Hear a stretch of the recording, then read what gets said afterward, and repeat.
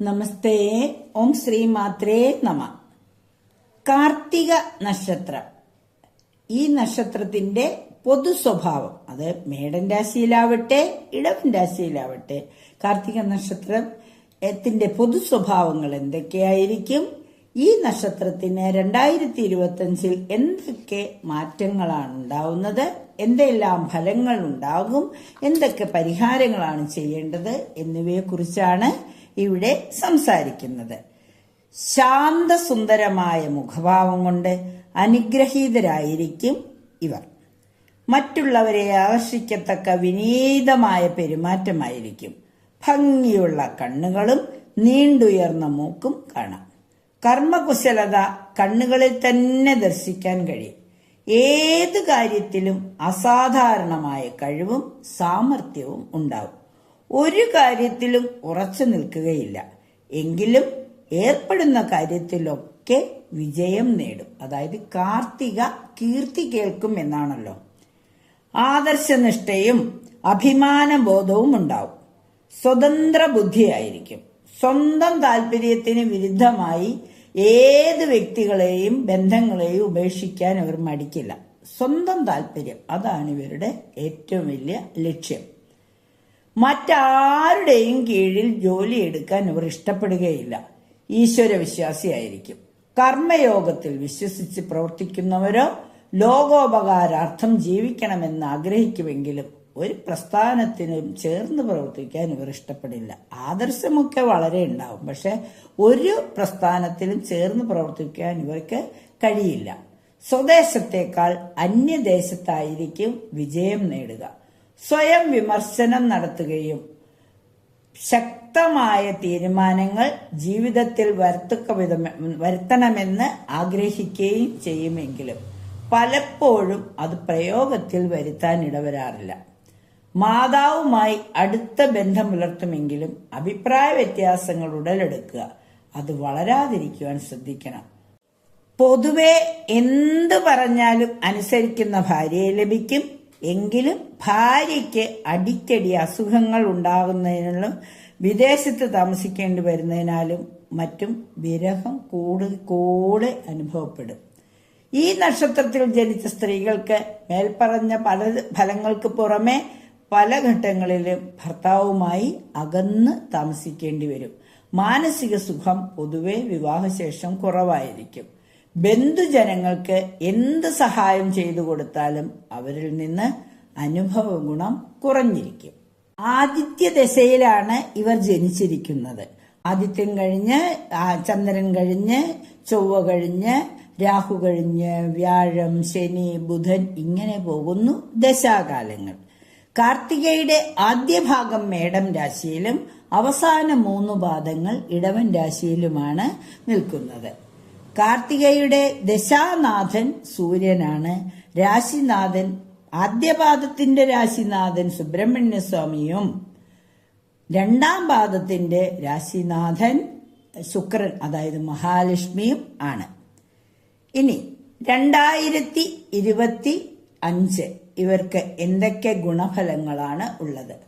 ആരോഗ്യപരവും മാനസികവുമായ പ്രയാസങ്ങളെല്ലാം മാറിക്കിട്ടും. വീട്ടിൽ പുതിയ ഉപകരണങ്ങൾ വാങ്ങും. പുതിയ ജോലിക്ക് ശ്രമിക്കാവുന്നതാണ്. നല്ല സുഹൃത്ത് ബന്ധങ്ങൾ ഉണ്ടാവും. സാഹസികതയും എടുത്തുചാട്ടവും കൂടും. സർക്കാരുമായി ബന്ധപ്പെട്ട കാര്യങ്ങൾ വിജയിക്കും. പഴയ ബാധ്യതകൾ തീർക്കും. പൊതുപ്രവർത്തകർ ശ്രദ്ധിക്കപ്പെടും. ഇഷ്ടവിഷയങ്ങൾ പഠിക്കാൻ അവസരം ലഭിക്കും. വിശിഷ്ട വ്യക്തികളുമായി പരിചയപ്പെടും. അന്യാധീനപ്പെട്ടു എന്ന് കരുതിയ വസ്തുക്കൾ തിരിച്ചു ലഭിക്കും. എല്ലാം നഷ്ടപ്പെട്ടു എന്ന് വിചാരിച്ചിരിക്കുമ്പോഴാണ് അപ്രതീക്ഷിതമായി നഷ്ടപ്പെട്ട സ്വത്തുക്കൾ തിരിച്ചു ലഭിക്കും. സാമ്പത്തിക സ്ഥിതി മെച്ചപ്പെടും. ജീവിതത്തിൽ നല്ല വഴിത്തിരിവുകൾ ഉണ്ടാവും. ജീവിത പങ്കാളിക്ക് നൽകിയ വാഗ്ദാനങ്ങൾ നിറവേറ്റും. സന്താനങ്ങൾക്ക് ഉയർച്ചയും നേട്ടങ്ങളും ഉണ്ടാവും. ആരോഗ്യം മെച്ചപ്പെടും. അപ്രതീക്ഷിതമായി ചില നേട്ടങ്ങൾ ഉണ്ടാവും. പല രംഗത്തും നിഷ്പ്രയാസം വിജയിക്കും. മക്കളിലുള്ള പ്രതീക്ഷകൾ നിറവേറും. പൊതുപ്രവർത്തകർക്ക് ജനപ്രീതി നേടാൻ കഴിയും. സാമ്പത്തിക പുരോഗതി ഉണ്ടാവും. ഭാവിയിൽ ഗുണകരമാകുന്ന തീരുമാനങ്ങൾ എടുക്കും. അർത്ഥവ്യാപ്തിയോടുകൂടിയ ആശയങ്ങൾ തനതായ മൂല്യത്തോടുകൂടി അനുവർത്തിക്കുന്നതിനാൽ അഭിലാഷങ്ങളെല്ലാം സഫലമാകും. പ്രതികാര ബുദ്ധിയോടുകൂടിയ സമീപനത്തിന് സുഹൃത്തിന് നിർദ്ദേശങ്ങളും ഉപദേശങ്ങളും നൽകുവാൻ ഇടവരും. മേലധികാരിയുടെ പ്രതിനിധിയായി പലപ്പോഴും ജോലി ചെയ്യേണ്ടതായി വരും. ആരാധനാലയത്തിലെ പുനരുദ്ധാരണ പ്രവൃത്തികൾക്ക് സാമ്പത്തിക സഹായം ചെയ്യുവാൻ ഇടവരും. ചിന്തകൾക്ക് അതീതമായി പ്രവർത്തിക്കുവാൻ സാധിക്കുമെങ്കിലും അഹംഭാവം അല്പം ഒഴിവാക്കുന്നത് നന്നായിരിക്കും.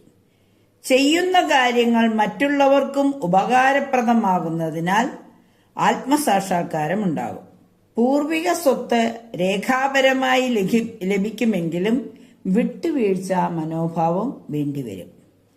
ബൃഹത് പദ്ധതികൾ ആസൂത്രണം ചെയ്ത് നല്ല രീതിയിൽ പ്രവർത്തിക്കുവാനും അത് മുന്നോട്ട് കൊണ്ടുപോകുവാനും സാധിക്കും.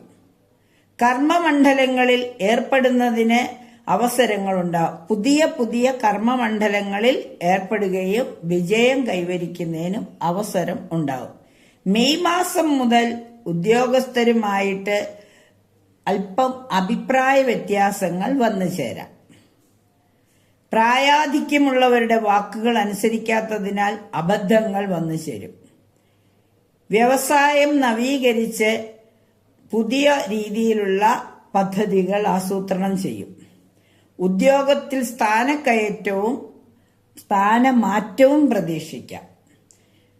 കക്ഷി രാഷ്ട്രീയ പ്രവർത്തനങ്ങൾ ഉപേക്ഷിക്കും. ചികിത്സ ഫലിച്ച് പുതിയ ധനഭാഗ്യവും അതുപോലെ സന്താന സൗഭാഗ്യവും സന്താനങ്ങളെ കൊണ്ട് ഗുണഫലവും അനുഭവിക്കാൻ യോഗമുണ്ട്. വിശേഷപ്പെട്ട ദേവാലയ ദർശനത്തിന് യോഗമുണ്ട്. പൊതുവെ പറഞ്ഞാൽ ആദ്യം മേടൻ രാശിക്കാർക്ക് വർഷാദ്യം അല്പം നല്ല ഫലങ്ങൾ കൂടുകയും അവസാനമാകുമ്പോൾ അല്പം കഷ്ടനഷ്ടങ്ങൾ വരികയും ചെയ്യാം. മേടൻ രാശിയിലുള്ള കാർത്തികക്കാർ സുബ്രഹ്മണ്യ സ്വാമിയെ പ്രാർത്ഥിക്കുന്നതോടൊപ്പം ഭദ്രകാളിയെ കൂടി പ്രാർത്ഥിക്കുകയും 7 ശനി കാലമായതുകൊണ്ട് 7 ശനി മാർച്ച് തുടങ്ങുന്നതുകൊണ്ട് അല്പം പ്രാർത്ഥനകൾ വ്യാഴം 3-ലേക്കൊക്കെ വരുന്നതുകൊണ്ട് അല്പം കഷ്ടതകൾ വരുമെങ്കിലും വിഷ്ണു ഭഗവാനെ വ്യാഴാഴ്ചകളിൽ വ്രതമെടുക്കുന്നതും സുബ്രഹ്മണ്യ സ്വാമിക്ക് ഷഷ്ടി നാളിലൊക്കെ വഴിപാട് കഴിക്കുന്നതും ലളിതാ സഹസ്രനാമം മുടങ്ങാതെ ചൊല്ലുകയും ചെയ്യുമ്പോൾ എല്ലാ സൗഭാഗ്യങ്ങളും നിലനിർത്തിക്കൊണ്ടുപോകുവാൻ സാധിക്കും.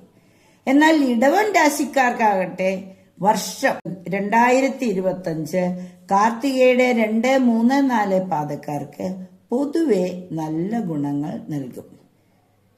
ശനിയെന്ന് കണ്ടകശനിയൊക്കെ മാറി കുറച്ച് സന്തോഷവും സമാധാനവും ഒക്കെ വന്നു ചേരും. രാശിയിൽ നിൽക്കുന്ന വ്യാഴം 2ാം ഭാവത്തിലേക്ക് വരുന്നതുകൊണ്ട് സാമ്പത്തിക മെച്ചങ്ങളും പ്രതീക്ഷിക്കാം. പൊതുവെ ഇടവൻ രാശിക്കാരെ സംബന്ധിച്ചിടത്തോളം കുറച്ച് നല്ല ഫലങ്ങൾ പ്രതീക്ഷിക്കാം. അപ്പോൾ തീർച്ചയായും 2025 കാർത്തികയുടെ 2 രാശിയിലുള്ളവർക്കും എല്ലാ നന്മകളും അനുഭവയോഗ്യമാകട്ടെ. അതിന് സുബ്രഹ്മണ്യ സ്വാമിയുടെ അനുഗ്രഹം ഉണ്ടാകട്ടെ, മഹാലക്ഷ്മിയുടെയും അനുഗ്രഹം ഉണ്ടാകട്ടെ എന്ന് പ്രാർത്ഥിച്ചുകൊണ്ട് നിർത്തുന്നു. നന്ദി, നമസ്കാരം.